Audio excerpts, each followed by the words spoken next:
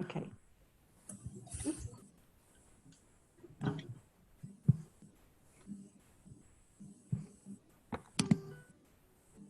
Okay, so can people see the slides, the PowerPoint? Yep. And Yes. you can see me too? Okay. Yep. Okay, so because it's officially 7:30, I'm going to start this thing off, and I know not everybody's here. I'm going to work through the PowerPoint because I can't remember anything anymore. And I know I tried to put all the Robert's Rules of Order in there, but you never know. Somebody will correct me.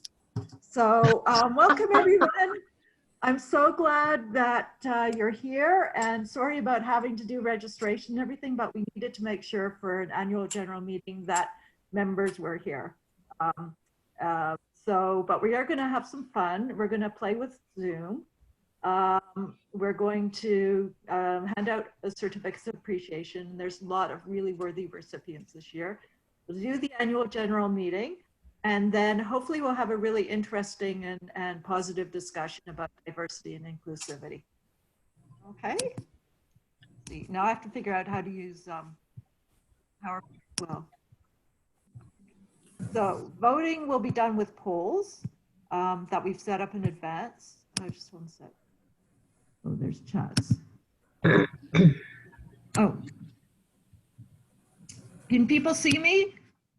No. No? Unless you're the grackle. Oh. Yes. Yes, I know it's Yes. a flattering camera position, but you know, okay, it's Zoom. What can you do? Okay, so yeah, so I know probably most of you use Zoom by now, so just a second. Yeah, me too, but you never know it by the way this is happening. So we've got set up polls in advance, and we'll test one out. Ask you, instead of sort of saying a question or a comment, please type your comment or question into the chat box, and Sarah Rupert's going to be sort of feeding them to me, and we'll see how that, I hope that will work. You know, you can all use reactions, you can clap, you can thumbs up, all that great stuff. So we'll do that way. So first of all, I'm going to just try a poll. This is poll 1. So I'm going to launch it, and I'd like you to answer the poll, and we'll see whether this works. Do you like to bird? And if it's not 100%, we've got some abstentions.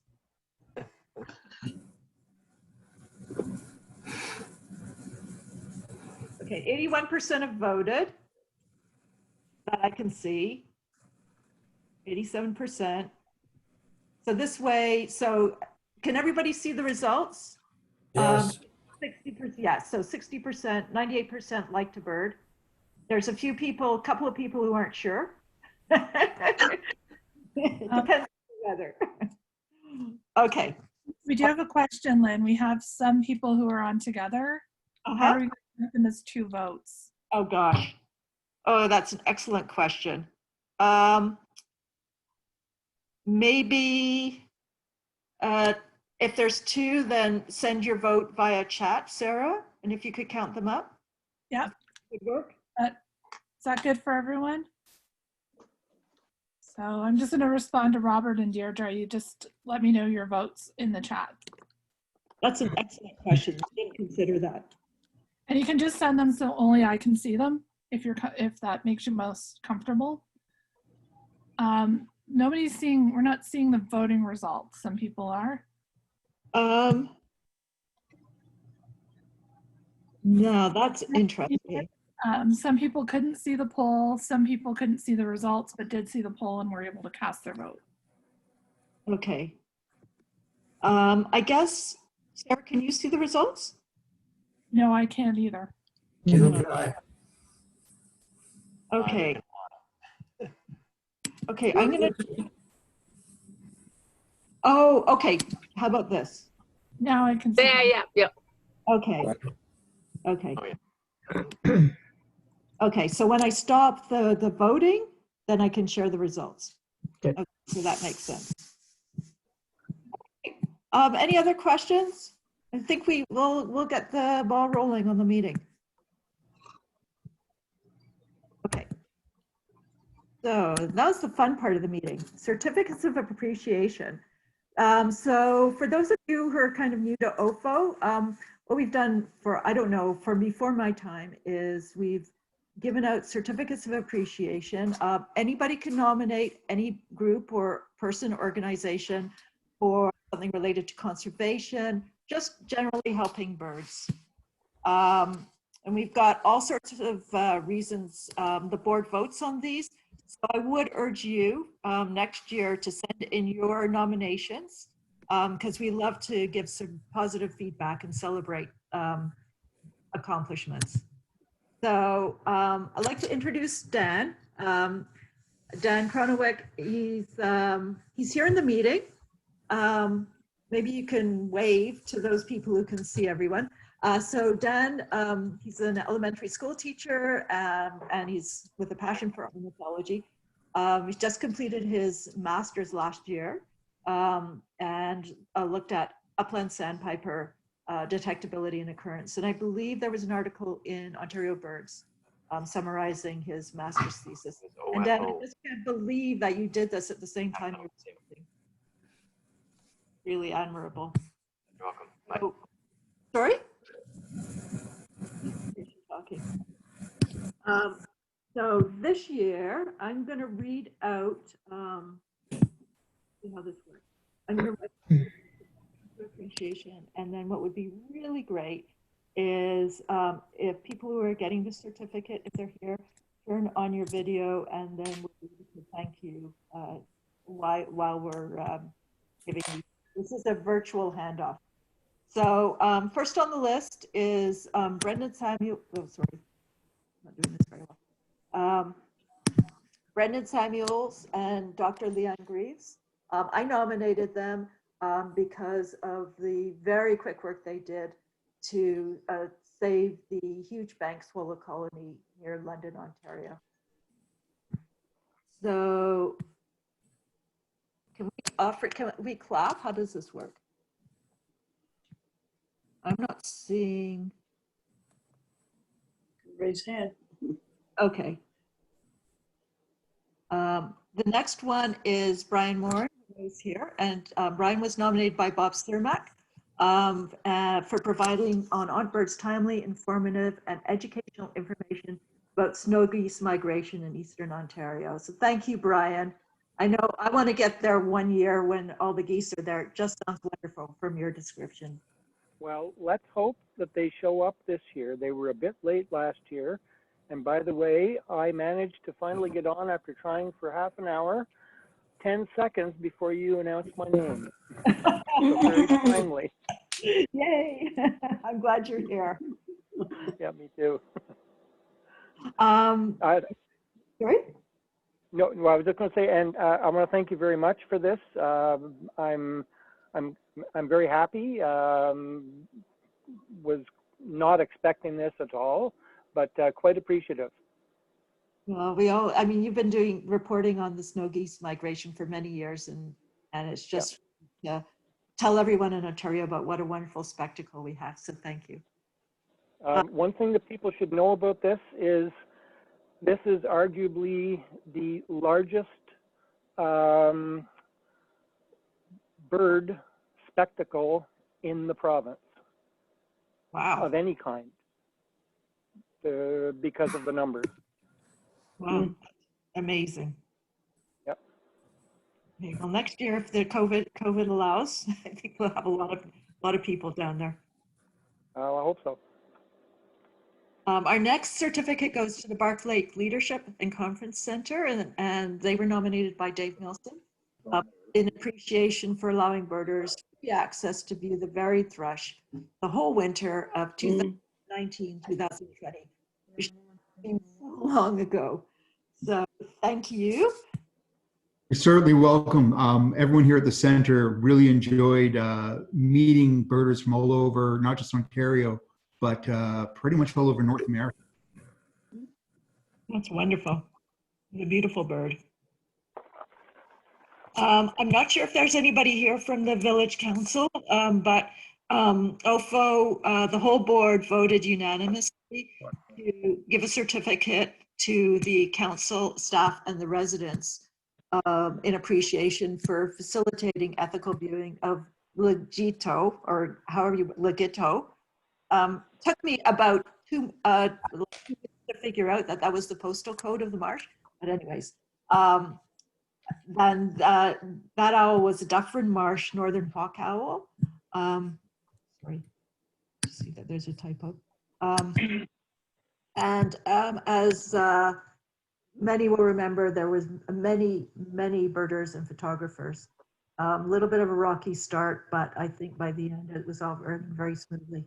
So we just wanted to offer sincere appreciation to everybody involved. So I'm here representing both the Schaumburg Village Association and the Dufferin Marsh Nature Connection. My name's Mary. Hi, Mary. And it was a lot of fun having everybody there, although a little bit stressful from time to time. There's a group of volunteers that have been trying to protect that wetland for 35 years. And it was, you know, this influx of people was a little bit crazy, but I think everybody had a great time. And the owl definitely put on the show for everybody, which was wonderful. And I know there were like millions of pictures taken that were great. So we really appreciate the recognition. Thank you. That's great. And has the marsh vegetation suffered any lasting damage? There were a few places where there were some informal trails made, and we've worked through the summer to make sure that they've been restored. And besides that, there's no real lasting damage. The only thing I would say is that Saturday, we had a northern wheat ear at the marsh. Oh, that's even rarer. Yeah. So it was identified by Kevin Shackleton, and it was only there. Well, we haven't been able to find it since, but I've gone out a few times looking for it. They do come through every few years. There's like a little mini eruption. So good luck. Thank you. Our next certificate is for Glenn Cody, and he was nominated by Dave Milsom for helping many grateful Ontario birders view the mega rarity heron in the spring of 2019. And Glenn gave sort of up to the minute reports and helped a lot of people see that bird. So thank you, Glenn.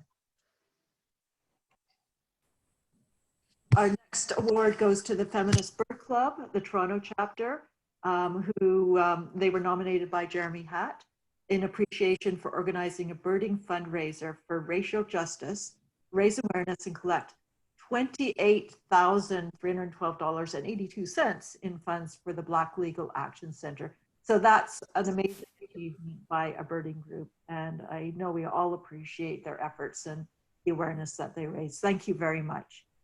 I'm Suzanne. I'm the co-founder of the Toronto chapter of the Feminist Bird Club. So I just want to say thank you very much. We greatly appreciate the recognition. Well, good. Thank you. Thank you for being here.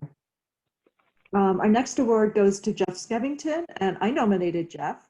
Jeff has helped OFO so much over the years, but this award goes to Jeff for promoting and helping to implement OFO's Birding at Home Challenge, which was a huge amount of work, lots of fun, but very short time. So thank you, Jeff. Thanks very much, Lynn. My pleasure. Next award is to Mike Burrell, also nominated by me. And for the award goes for the same thing. Mike brought us the idea for the Birding at Home Challenge and really got it going and worked very, very hard on it. So thank you, Mike. Thanks. Okay, the next nomination goes to Ivor Williams, and he was nominated by Jack Alvo. Ivor Williams happens to be my husband, so you'll be pleased to know that I recused myself from the vote. Although I do agree with it. So this is an appreciation for his continuing IT support for OFO. He He's been redesigning the OFA website, electronic versions of publications, OFA News and Ontario Birds, putting up past issues and helping with the setup at the Birding at Home Challenge under very tight timelines. So yes, we do talk about other things other than OFO. Is this where I say yes, dear? Yes. And thank you. We do our next award goes to Norm Muir, and Norm was nominated by Jim Richards for many years of promoting Toronto Islands as a birding hotspot through his trip reports, which include migration updates and logistical information, plus the comprehensive guide he has written, which is available on the OFO website and will be updated next week. So I'm not sure if Norm is here, but thank you. Our last award, last but not least, is to Dennis and Gwen Lewington. And they were nominated by Dave Milsom to recognize 35 years of maintaining and monitoring an eastern bluebird trail in the Bruce Peninsula with the aim of helping to increase the population of Ontario eastern bluebirds. That's a real commitment. Thank you, Dennis and Gwen.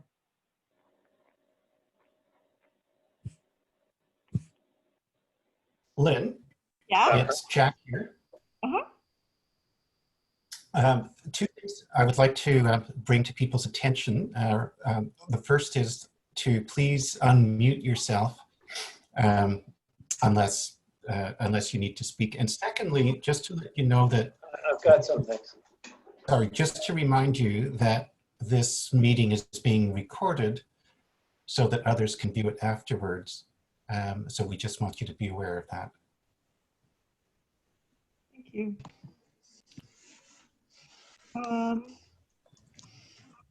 Okay, so a big round of applause, virtual applause. Congratulations, everyone. Okay, so we're going to move on to official business. I'd just like to remind everyone who is not a member is welcome to stay and listen in and certainly participate in the discussion of the diversity, but only members are going to be able to vote. Now, somebody raised their hand.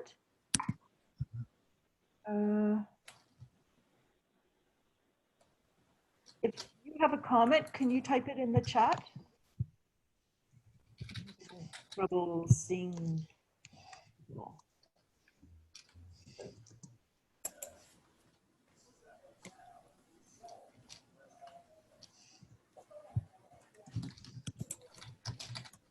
Lynn, at this point, it might be worth just muting everybody at this point Okay. while you're doing the vote, and then any questions or discussions can go into the chat. Okay, I will do that. And then maybe just everybody but me. So then if there's a question, I can. Okay, I'm trying to figure out how to do that. Sorry.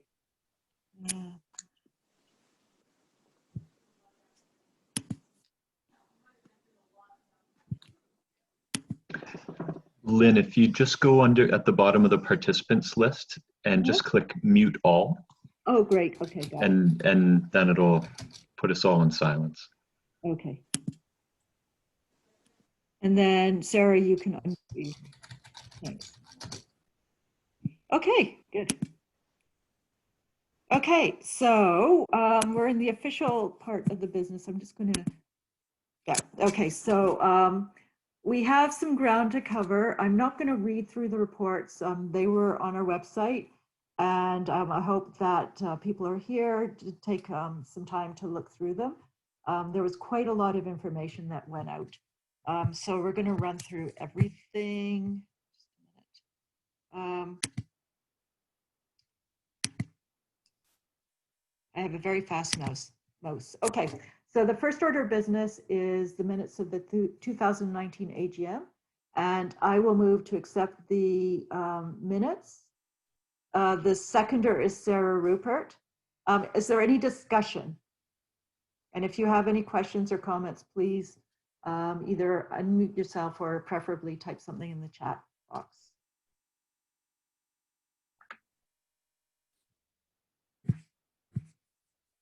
Sorry. So what I'm going to do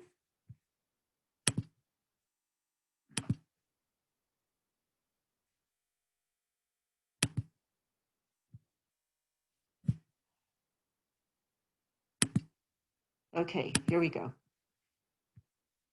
So I'm going to launch a poll, which is you can vote on whether you accept the minutes, abstain, or you don't accept the minutes.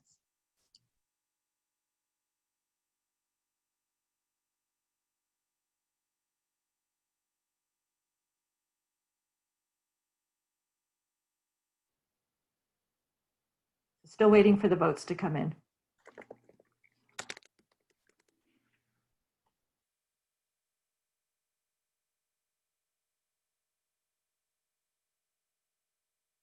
Okay. Okay, I think we have a pretty clear majority, so I'm going to end the poll. So 87% it's a yes, and we had 13% abstentions with 86% voting. So as a result, the minutes are passed. I'll just share the results. And then we had a couple more accepts Okay, in the chat and one abstain in the chat. okay. Okay, so Jack, could you record those for the minutes then? So that would be 60 accepts and 10 abstains.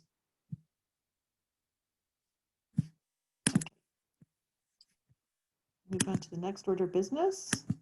So I'm just going to quickly run through, I'm calling in quotes, the interesting year in review, because we started off the year very ambitiously with our longest list of field trips ever, workshops, planning for the camp, and then COVID-19 happened. And like every other part of society, we were impacted too, and really birders got off very lightly, which is wonderful. So obviously we couldn't go birding. People in the city were affected, probably more than in the country, because we weren't able to enjoy the trails and certainly not physical distance. So as a result, we did the Birding at Home Challenge, which Mike Burrell brought to OFO, which was a huge success. We had was over 600 participants, the majority of whom were not OFO members, thousands of checklists, and I hope as a lasting result, we all have learned something about the birds in our backyard and how exciting and wonderful birding in our local patch can be. So it was a success all around. Also, as a result of COVID, we obviously stopped our field trips. We put birds, sorry, I just wanted, oh yeah. So we put OFO News and Ontario Birds online and available to everyone. This is something we've been meaning to do anyways, but it speeded up what we were doing. Next year, when the COVID-19 pandemic is over, hopefully we will shut it down so the recent issues are available to members only, but for now they're available to everyone, which we're very happy about. One of our other big projects was we split Aunt Birds into two listservs, Aunt Birds for provincially rare birds and Bird News for everything else, because what we were finding is that people who were looking to Aunt Birds for rare bird notices were having to wade through a lot of news. People who like news were getting the rare bird notices, so we split them up. And I'd like to thank Mark Cranford, who was moderator for over 20 years. He stepped down, and Mike Burrell and Carter Dorst have taken on the job of moderating those two listservs. So thank you, Mark, Carter, and Mike for working on this. So far, it's been really successful, and we're happy to do that. Another initiative that I'd like to speak about is last fall, I guess a year ago, we after a lot of talk, we finally put together a Northern Ontario Birding Committee, which has been really, really great. We've only met a few times, but we've accomplished a lot. We've got people from Carter from the Sioux, we've got people from the Cochrane area, from the New Liskeard area, and what we've done is we did organize many field trips in the north. Obviously, they were canceled, but next year, COVID permitting, we're going to have a May Birding Festival in Sault Ste. Marie, which Carter Dorst has been organizing. We are starting a Birding Buddy program as a result, so people can get in touch with northern birders. We've got several articles in OFO News over the months featuring places to bird in the north. So it's really brought, for us southern birders, it's brought the north closer, and I hope vice versa. And I've been chairing the group, and it's been a really great group to work with. We increased our work in education, but unfortunately we weren't able to carry through the in-person workshops. So we have done a couple of webinars, and we are planning a series of webinars in the fall. And I'll be advertising probably tomorrow or the next day. Our first webinar on October 6th is going to be given by Mike Cadman about Atlas 3. So that's pretty exciting. That'll be 7:30 October 6th. We talked about OFO News and Ontario Birds. Great team of editors, by the way. OFO News editors were all renewed for another 2-year term. And Ken Abraham is stepping down in December as an editor of Ontario Birds. And John Black, who is a former president of OFO and co-wrote the Birds of Niagara Falls, will be stepping in. Website redesign. Well, that we actually have been working on it. It's not ready to launch, but we've got a new navigation, and Ivor is working really hard at a new technology so we can maintain it. So hopefully this year it will be launched, and we'll be tapping on people's shoulder to write new material for it. Another thing which I personally am really happy about is that we have increased our work in conservation. Reuven Martin joined the board, and he's taken on the position of conservation awareness. So we're working to inform our members about conservation issues when we hear about them. We're not necessarily taking a position on all of them. We're not an advocacy organization, but we hope that by raising awareness and providing information, birders can form their own opinions and become more active in areas that they think are important.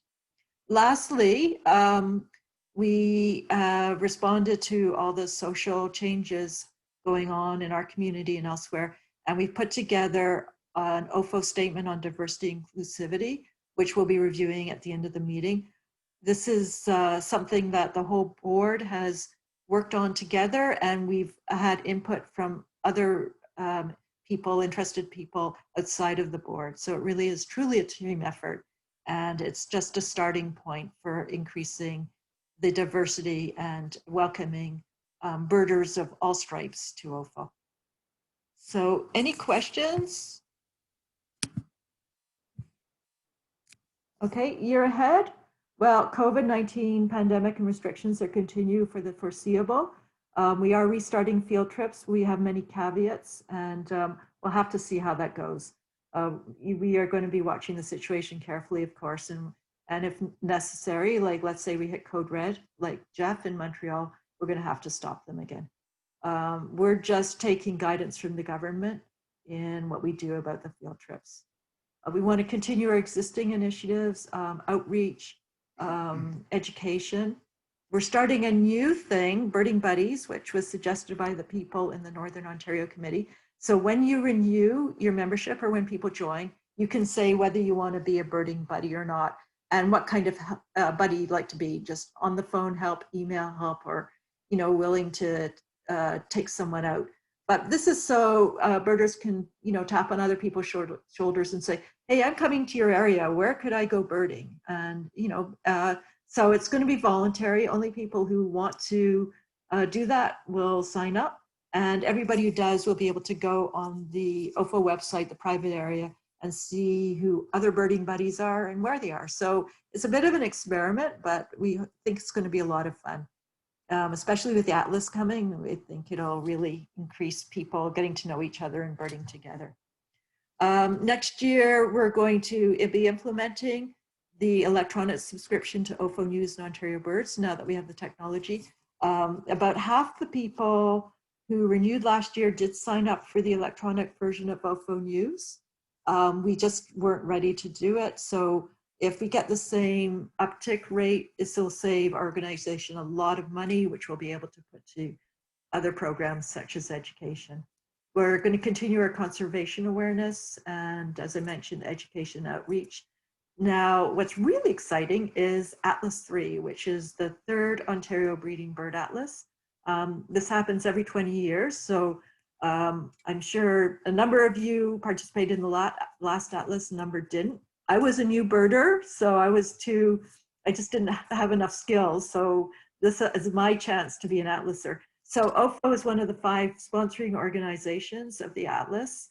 We're very involved in the management and many of our members are on committees.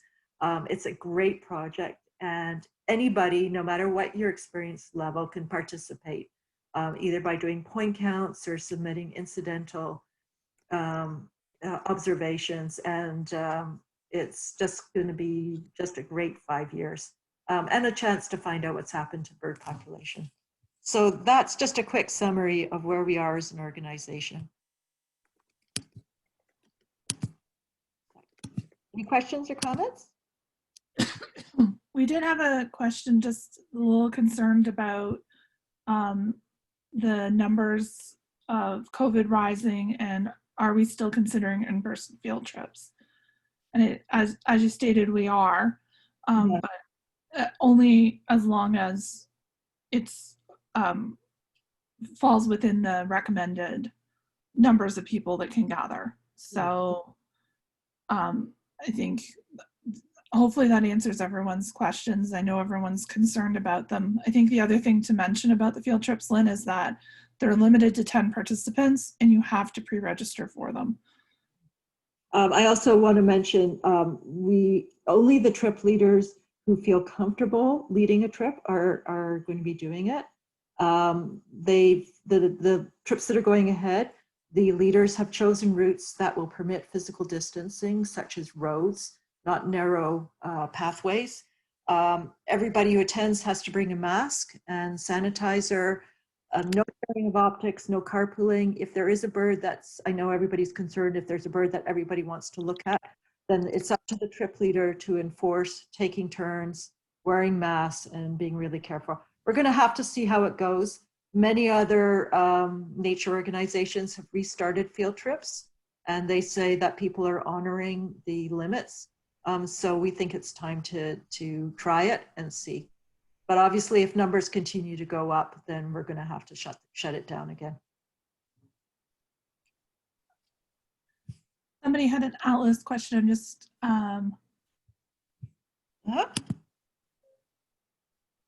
okay. Somebody's going to just get in touch with you personally about the Atlas. That's okay. We're good. Okay. Actually, Sarah, it's Glenda. It was my question. Hi, Glenda. Lynn, so the question I had on the Atlas was, in terms of data from different regions and various locations, et cetera, can I assume that this time around there's going to be a tremendous coordination between eBird data and Atlas 3? Funny you should ask. This has been a hot topic. Right now, it's not, obviously eBird is in the picture. The way it's working right now is we're going to be using nature counts, which is Birds Canada's own backend system, which is developed to handle Atlas data. And they developed an app so you can, when you're in the field, you can keep track of birds you see. And there'll be a nightly download of your data to eBird. Now, there is some talking about how we can make that even more seamless because so many people are using eBird, but there's a lot of technology in the background. But what I can do is assure you that any data that you collect for the Atlas will also show up in your eBird list. Thank you very much. Appreciate it. Okay, I will move on. And I'm going to hand over the meeting to Brian Gibbon, our treasurer, to go over the financial report. So Brian, can you unmute yourself? Yes, can you hear me? Yep. Okay, good. The financial report was circulated earlier. Sorry for my voice. We did have a rather large loss last year, comparison with 2018. As I've stated in the report, the increase in dues, from $40 to $45, is starting to have an impact. As of right now, our bank account is up considerably over this time last year. We're hitting the 30,000 mark. as you can see in the financial statements that are attached, the newsletter and the journal eat up a large portion of that every year. But with the movement to the newsletter online, that should be cutting our costs back considerably. The more people that sign up, the better for us. And one of the things we've done is just about everything we do, where possible, will be on a cost recovery basis, so that we either break even or make a small profit on various ventures, where in the past we have taken the attitude that if we had incurred losses on it, it was still done as a service to the membership, and at the time we could afford it. That policy has sort of caught up with us, and so now we've changed. If there's any questions, I'll take them.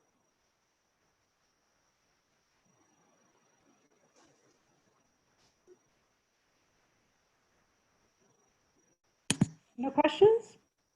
Prior years, okay, a prior year adjustment would be something that came through late in the current year that really was an expense or an income item in the prior year.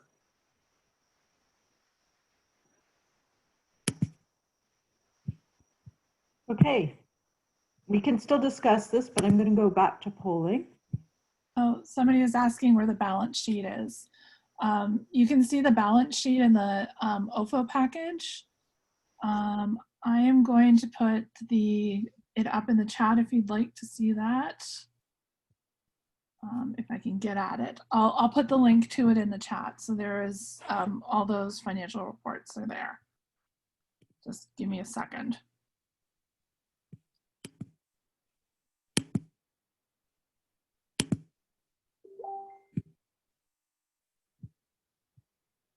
Yeah, and I believe it's page 7 in the package. Yeah. Page 7 or 8, for those of you who have the package in front of you. Any questions that you have after the meeting, and we're obviously happy to answer them.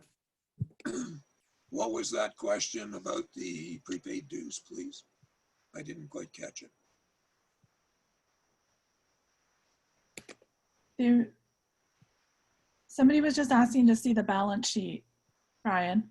No, but there was also a question came up, a chat question about the prepaid dues. I didn't catch it all. Oh, okay. Oh, so it's from Kevin M. I can read it out. I have a question. How we have 20,000 in the bank, yet $20,000 prepaid memberships. So we have spent 8,000. How do we recover? The prepaid dues should be money in the bank. And then Kevin, but Kevin continues, but you said you drew on it for the deficit. This comes up periodically at the annual meetings. The prepaid dues are segregated on the balance sheet as a paper item. We do not hold a separate bank account with those funds in it. The prepaid dues go into the general account, and that is what helps us get over the rough spots, such as last year. So we don't do a fund accounting where we set up separate funds and hold our money there in separate accounts, like bank accounts I'm referring to, not a ledger account. So that's a ledger entry.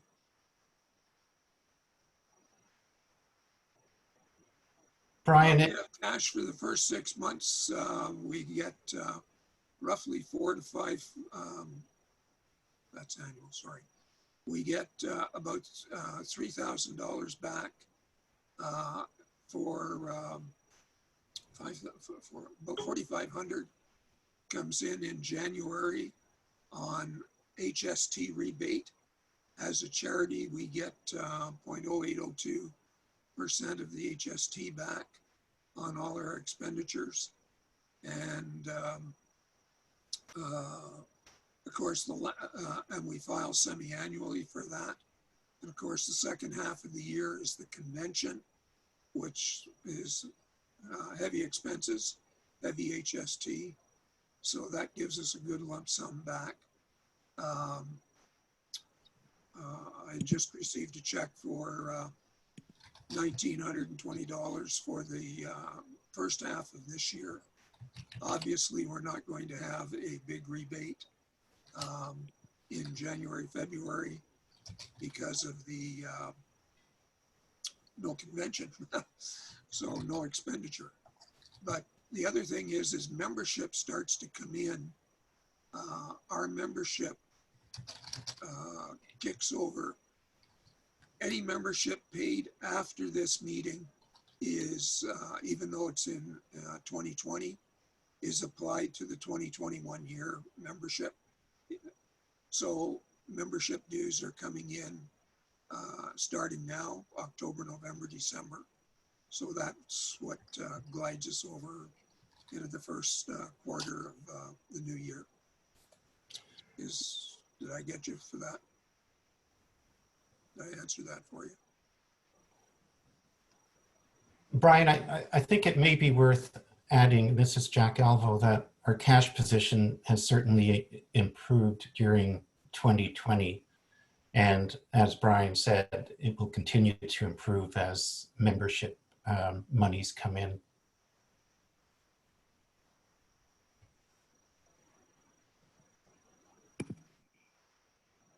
Okay, so if there's no more questions, I will put this to the vote.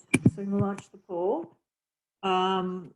So I move that we accept the financial report. Seconder is Jack Alvo. And the poll is up. So I'll wait till we get to 85% voted, and then I'll share the results.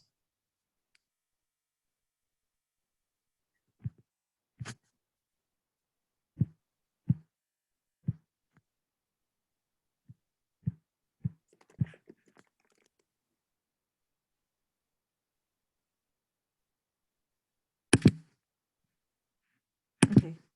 So with 87% of the vote, yes is 62, no is 1 person, and abstain is 5.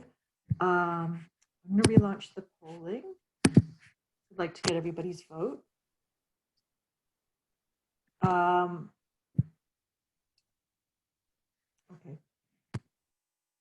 I'm not sure how this works.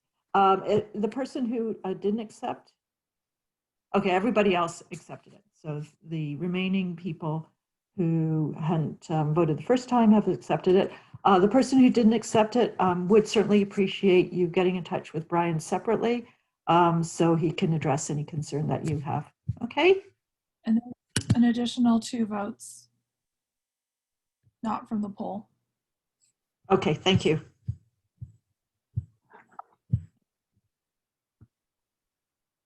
Okay, I'll move on. Okay, so next order of business is proposed bylaw amendment. So what we're proposing is that we increase the maximum size of the board to 13 from 10, and that we raise the quorum from 6 to 7 going forward. And so what I'm going to do is move that we accept this motion to accept the proposed bylaw amendment, and seconder is Brian. Before we vote, I do want to explain the rationale for this. Up to now, we've tried to keep the board members the same between 8 and 10 because there is a concern that if a board gets too large, then it's not effective. It's better to keep a board tighter. But what we found is we are all volunteers. None of us are paid to do what we do. And the work that we've done in OFO has increased over the years. So now we have Northern Ontario Birding Committee. We're going into Atlas 3. We've got a lot more technology to manage. We're more active in social media and outreach. So we found, and conservation. So what we found is that even with 10 people, we really can't spread out accountability in a way that makes sure that we've covered everything we want to do and allows people to have, to adequately manage it in a volunteer role. So that's why we're proposing that we move to 13. We're not expecting to fill all those positions necessarily, but we do want to have some wiggle room to do so. So got the motion on the table. Is there any discussion? There's a note from Cecilia Hart. She says, I think the number of board members should be an odd number, which it is. And so plus one can be the quorum. So that's one of the reasons we chose 13 and we're saying 7. So it does address that concern. Okay.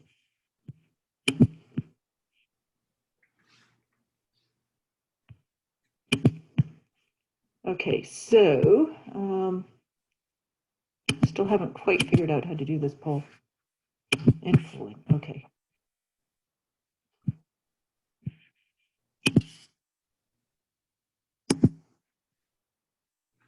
So I'm going to put the poll up, which is, sorry, to accept the proposed bylaw amendment since there's no more comments.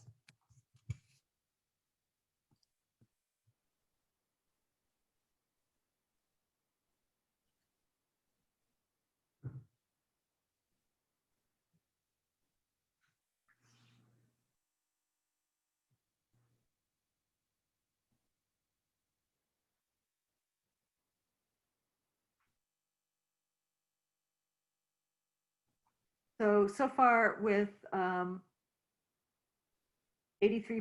voted, we've got 98% is yes, and 1 person has abstained. So I think that's a pretty clear majority. I'll leave the poll up and move on. Thank you. We have an additional 2 votes. Okay. Additional 2 yes votes. Okay. Thank you, everyone. Sorry, Lynn. So how many yes votes did we have there? 68 and 1 person abstaining. Okay, thanks. And there's, did we go over the committee reports or is that next? Back up to do that.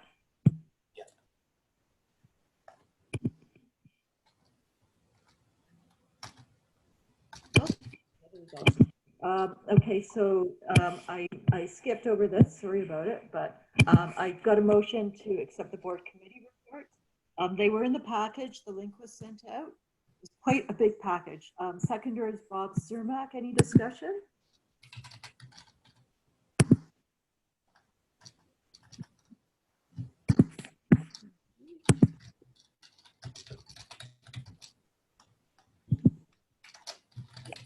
We'll use the poll. Do you accept the board committee reports?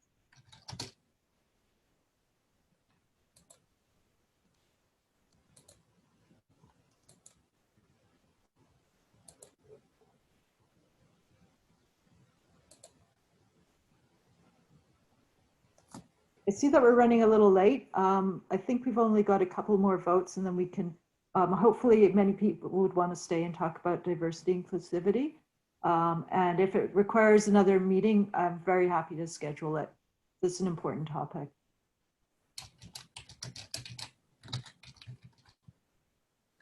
Okay, I think we've got enough to have a clear result. So far with over 80%, 60 people are yes, and 4% have abstained. 2 people have raised their hands. So Sarah, I think you captured that. I've got 2 private people who messaged me privately as well. So. Great. Okay, sorry, Lynn. Once again, I couldn't hear the numbers there. I think it's 64 yes, and for clear majority. Thank you.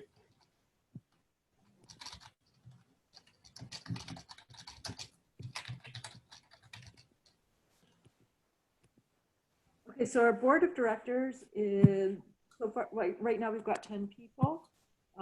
None of our terms are up. We have, all have 3-year terms in the board. And the roles that you see are present roles. We have a meeting in October, and our next meeting is October 5th, where we all decide what we're going to do next year. All of us have a chance to take on any other role. And what we'll do is announce those roles in probably call notes this year. Normally we have an insert NOFO news, but we're not going to use the paper.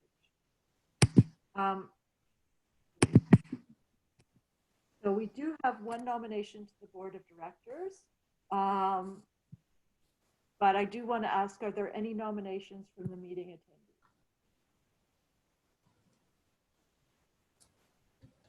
I'm not seeing any. If you do want to nominate anyone or yourself, please send a message to me, and I will share that with the board. So the board is nominating Carter Dorst to the OFO board of directors. And that motion is seconded by Sarah Rupert. Carter is co-moderator of Bird News and has been working very hard on the Northern Ontario Birding Committee and is spearheading the Sault Ste. Marie Birding Festival next spring. Carter's also on the communication committee of the Atlas, or was till recently. Is very active in birding and being an addition to the board. I'm going to throw that up for a vote.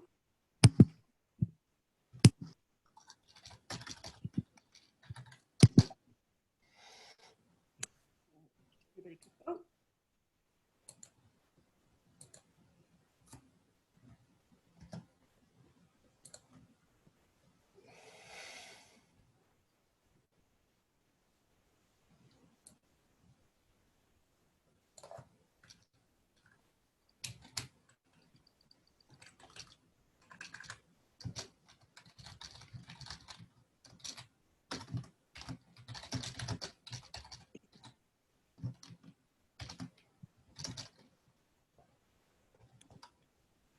Okay, share the results. 87%.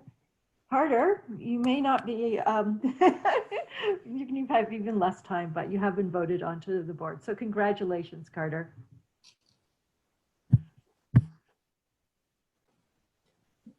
Numbers, please, Lynn. 63 in favor. There's another 2 for yes from the chat. So that's how many? Couldn't hear. 65 yes and 2 abstained. Okay, thanks. Okay, so official meeting is over. I will move that we adjourn the meeting, seconded by Jack Alvo. And we do have a poll for this. I just have to get it up because we have to follow Robert's rule of order.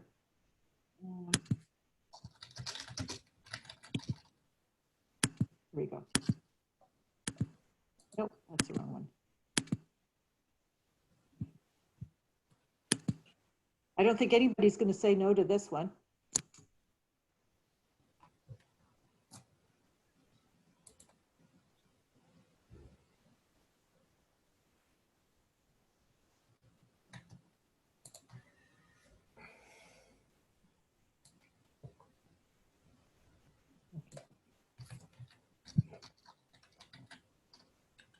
Okay, so far, Jack, 63 yes, and 1 person abstaining. Thanks. Okay, thank you, everyone. Okay, that's our AGM. So it was adjourned at 8:25. So I know that we're almost out of time, but I would quickly like to just run through diversity and inclusivity statement, and I will probably schedule a different meeting.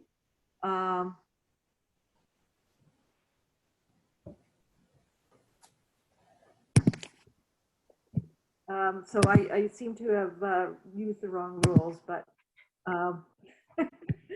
we always vote on motions to adjourn at our board meeting. So what I'm going to do, though, is I'm going to exit out of the PowerPoint and very quickly open the diversity and inclusivity statement.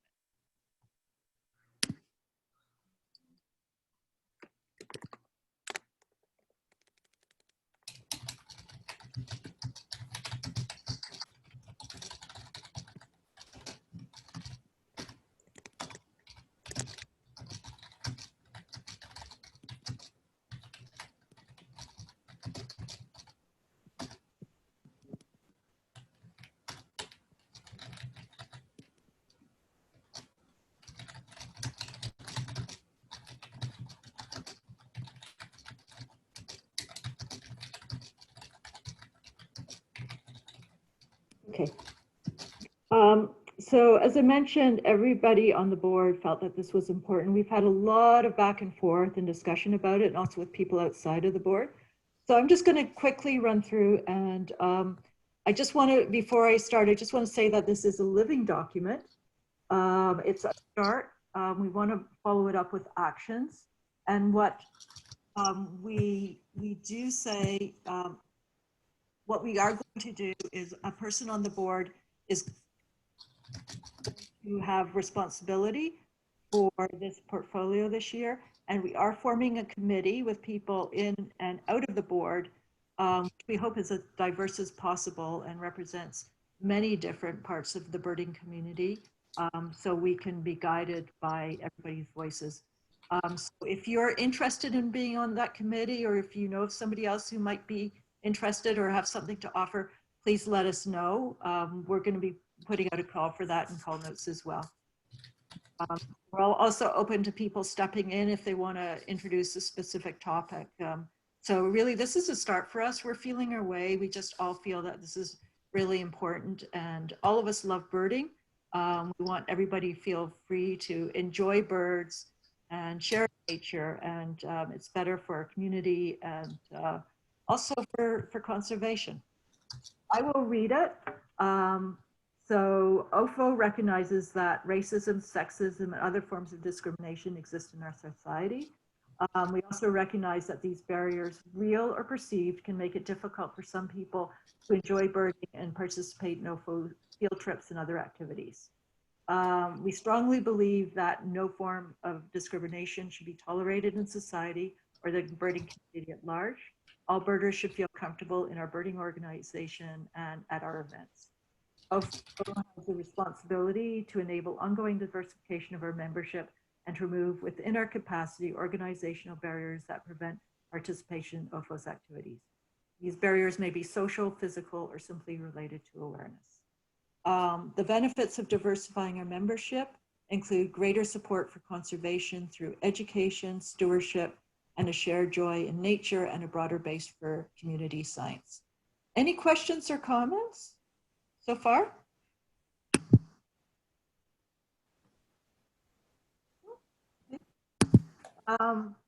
So we're gonna, our commitment is we won't tolerate any. Hi, Lynn. Yeah? Lynn, sorry. It's easier for me to speak than to write. So what I wanted to know first, because I read it today, is what. I just want you to announce yourself so everybody knows who's talking. I'm Celia Hart. Hello. So I wanted to know, and I have earphones on because it's easier to hear people, headphones, I mean. Is there still room to comment on the language of the statement? Because I have some concerns about the language, and I don't want to get into it like in a big group. Yes, but I could send comments.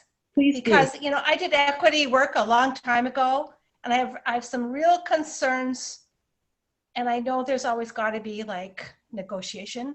But this diversity inclusion language is in many ways being co-opted corporately and otherwise. And so I'm a little concerned about how credible it will be to the communities one wants to do outreach with. So that's part of what. Great. So that's okay? Yeah, perfect. All right, thank you. You may want to join the committee because we need your insight. I may. That's great. Certainly, I don't want, shying away from differences of opinion. We welcome that. So Lynn, it's Glenda here, if I may just make a comment. Hi, Glenda. Yeah. Yeah, okay. I just wanted to observe that I think the creation of diversity within OFO really started when you created the Young Birders group. And kudos to you for doing what you've done so far with that particular first group.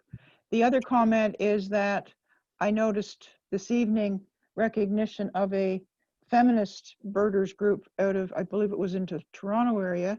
And so that would, in my opinion, be the second that has already been identified. Is there any opportunity for some kind of a companion organization between OFO and that feminist birders, or is that feminist birders thing an international thing that they're simply a charter of a bigger picture? Well, I can't speak to that, although Suzanne is here and can probably speak to it as well.